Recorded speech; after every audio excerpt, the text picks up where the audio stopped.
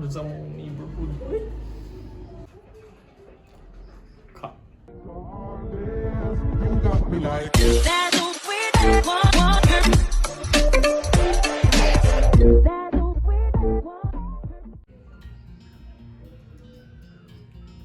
Hi there, my name is Ernest and today we're going to talk about the superego and its relationship and difference with conscience. The questions that we'd like to answer is, what is the superego, and could we equate it to conscience? And if not, what's the difference between the superego and our conscience? Let us begin with defining the superego. Let me read. The superego is the ego of another person superimposed on our own and operating on the guilt principle to regulate our conduct. So what do we mean by this statement? That there is an ego that actually dictates our actions. Whose ego is it? That's the question you would like to answer. My way of answering this question is by telling you a story as an example. Before I tell you the story, let me give you a brief background about my family. My family is a typical Filipino family wherein we exercise certain Filipino traits and cultures, including that of a macho culture, wherein we have a perception about certain man or a certain person or a male person. That sense of masculinity should be exercised by every male members of our family. And let me begin now with the story. I have a nephew who is the son of my cousin. My nephew is actually a good dancer. However, because he is so good, his dance moves oftentimes is not that of a man. Actually, many people are suspicious about his gender. So, when my cousin, who again I'll tell you, lives in a typical Filipino family, found out about this, he scolded his son. Remember, his son is only 5 or 6 years old at that time. He scolded him because he said, there's no member or male member of our family who acts like a girl, so you should not be.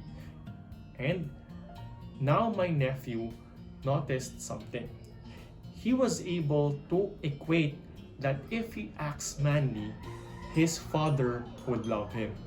But if he acts like a girl, his father would hate him. Let us continue with the story. One day, my nephew is dancing in the kitchen. And mind you, even though we are a typical Filipino family, we are not bigots or homophobics. Actually, quite the opposite is true. My aunt actually enjoys my nephew's behavior and also her own mother. While we were enjoying the dance of my nephew, he was actually dancing on top of the island. A car suddenly arrived. It was his father's car. We heard it from the kitchen, and so his brother already shouted. My nephew's brother shouted, my other nephew, "Meron na si Dada." Well, our father is already here. He was shouting, "Meron na si Dada, meron na si Dada." So my nephew, he went down from the island and dashed to the sala to meet his father. And when his father entered the sala, my nephew all of a sudden said to his father, "Look, Dada, boy! Look, Dada, boy ako." The action of my nephew is stemming from the superego. Because he was already able to equate that the love of his father could be gained through acting like a man. So inside his head, his superego is telling him that every time your father is around, act like a man. That is what we mean by the superego. And how do we compare it to conscience? I'll give you another example. A student saw his classmate cheating in one of their exams. In his head, he knows that he needs to correct his classmate.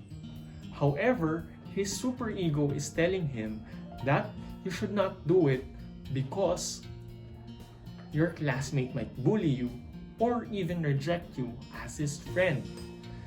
See, the superego is merely concerned with the appreciation that you get from others, whilst conscience is more concerned with doing what is right. The dictates of the superego is more about being appreciated by others, while conscience is about doing the right thing. That's for today. Thank you for listening.